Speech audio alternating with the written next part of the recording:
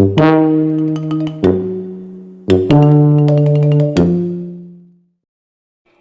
day, everyone. My name is Annalyn M. Pactol, studying in Zamboanga Peninsula Polytechnic State University, taking the course of Bachelor of Technical Vocational Teacher Education, major in Heating, Ventilating, Air Conditioning.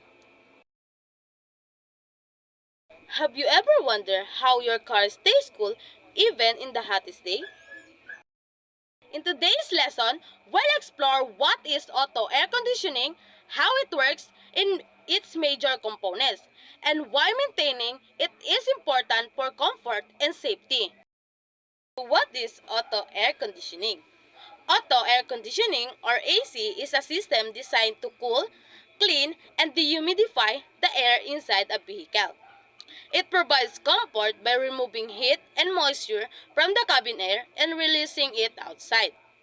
The system uses a chemical called refrigerant that circulate through different components, changing between liquid and gas state to absorb and release heat. In short, it's not just blowing cold air, it's a science of heat transfer. Let's look at the four major components of an auto air conditioning system. The cooling cycle in auto air conditioning has four cooling processes. These are the compression, condensation, expansion, and evaporation. So let's review the cooling process step by step. The first one is the compression. The compressor compresses low pressure gas into high pressure, high temperature gas. Going to condensation, the condenser cools this gas into a high pressure liquid. Going to expansion, the expansion valve reduces the pressure, turning the liquid into a cold mist. Going to evaporation, the refrigerant absorbs heat from the car's cabin air inside the evaporator, cooling the air before it enters the cabin. Return to compressor, the refrigerant, now a low pressure gas, again return to the compressor to repeat the cycle.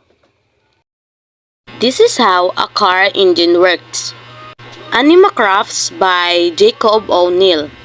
Let's start at a single piston, the powerhouse of the engine, and work our way outwards. The four-stroke cycle.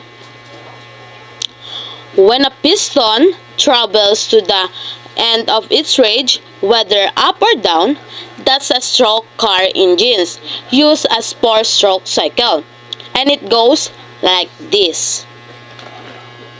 First, intake. The piston descends, sucking an air-fuel mixture into the cylinder through the intake port with the both intake valves open. Next, compression. With all valves closed, the piston comes back up, compressing the fuel and air mixture for more powerful combustions. Then, the power stroke. An electrical spark ignites the compressed fuel and air mixture, and the resulting combustions force the piston to the bottom of cylinder again. A connecting rod transfer this power to the crankshafts. Finally, the exhaust.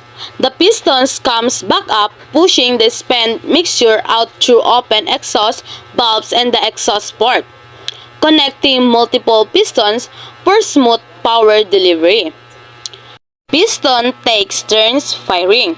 The firing order for this engine is 1, 3, 4, 2.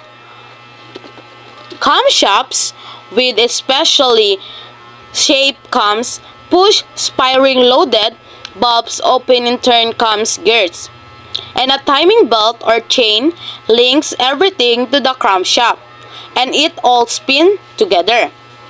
The crankshaft translates piston power out of the engine. It has counterweights to balance against the piston for perfectly smooth revolution. This is what RPM means. We're counting the number of fuel crankshaft revolution per minute. The engine blocks hold the crankshafts and cylinders. The cylinder head holds valves, ports, cams, etc. A gear flywheel sits at one side of the crankshaft for connection to a transmission. It also where the started connection to the system. This engine has 4 cylinders arranged in a single row. But there are many other possible configurations like 6 cylinders with 3 on each side, angled in a V shape or 8 despite different design goals. The basic engine parts are all these. Air intake. Air comes in through the air filter, and then the intake manifold were mixed with fuel before being sucked into individual cylinder through intake port. The next is fuel. The fuel pumps carries gas from the tank through the fuel filter to the engine.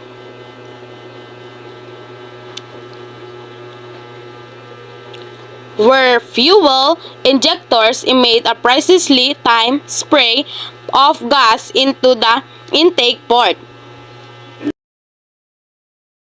Cooling. Cooling engines get very hot during operation and require cooling system. Coolant channels around the cylinder and through the cylinder heads carry special liquid called antifreeze. To keep temperature smooth and safe operating range, it's called unfreeze because it won't freeze in icy weather. After cooling engine part, cooling circulate to radiator. The radiator has a network of small tube and fins. Cooling pass through these channels while air pulled in by radiator fan blows by the tube, cooling the hot liquid to recirculation.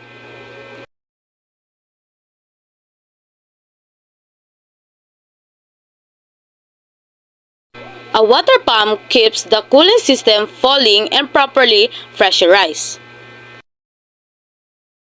The thermostat regulates the cooling temperature by either running cooling back through the engine or the radiator for further cooling. Electrical. The spark plug delivers the electrical spark that ignites the fuel-air mixture for combustions. The metal core is insulated from the outer metal casing with porcelain. The spark jumps between these conductive surfaces. The coil pack delivers electrical current to the spark plugs,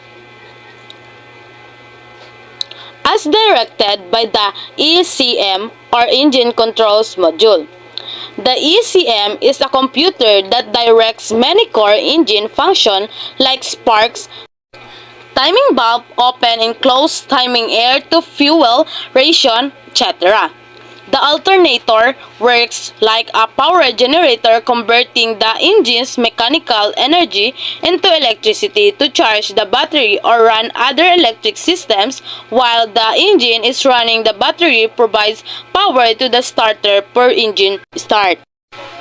So this is the full functioning engine with all the basic system we discussed.